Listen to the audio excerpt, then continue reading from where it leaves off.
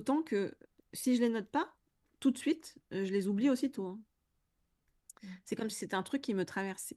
Et donc là, typiquement, sur Victor Hugo, j'entends plein de trucs. Alors, je vois déjà un gars enfin, que j'estime être Victor Hugo, allongé sur son lit, avec les cheveux gris, etc.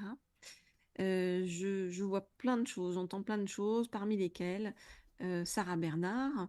Et puis, un truc qui revenait tout le temps, c'était Amélia, Amélia, Amélia. Bon. Moi, qu'est-ce que je fais une fois que j'ai terminé ma méditation? Super, je me dis, je vais aller regarder, vérifier sur Internet si ça existe, si ça veut Ça a un dire quelque sens. chose, quoi, voilà. Et typiquement sur Victor Hugo, alors l'image que j'ai vue de lui, enfin non, que j'ai vue dans ma tête, hein, c'est comme une vidéo, un film, hein, tu vois, que je Mm, vois, mm. allongée. Figure-toi que je la revois le lendemain matin directement sur Twitter, devenu X.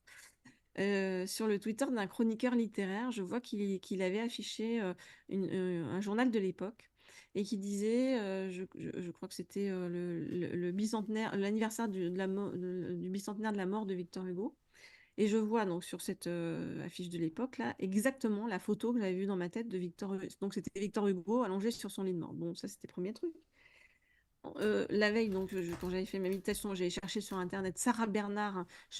Moi, je sais que je ne savais pas si elle était du même siècle, ne serait-ce que du même siècle que Victor Hugo. Et il se trouve que j'ai découvert donc, comme ça qu'ils avaient été amants et qu'elle était présente, hein, donc, au moment, en effet, où il est. Euh, Lors de son enterrement, des ses voilà, et puis funérailles. plein, plein de moments de sa vie. Et puis, ce qui m'a fait très peur, c'était le Amélia. Parce que Victor Hugo, tout le monde le sait. Alors, moi, je connais des épisodes de la vie de Victor Hugo, comme tout le monde. Mm. Voilà, mais ça, ce que je te dis, je sais que je ne le savais pas. Ce que je ne savais pas, c'est que Victor Hugo, en son temps, quand sa fille est morte, Léopoldine, Oui, il a voulu faire des tables tournantes oui.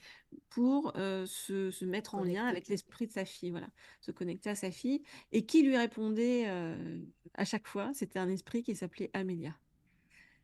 Là, je peux te dire Mm. que j'ai eu très très peur en fait quand j'ai découvert ça parce que je me suis dit, oulala, je suis allée trop loin. J'ai dormi, la lumière allumée chez moi, je regardais sous le lit s'il n'y avait pas des esprits. Enfin, bon, tu vois, j'étais. Oui.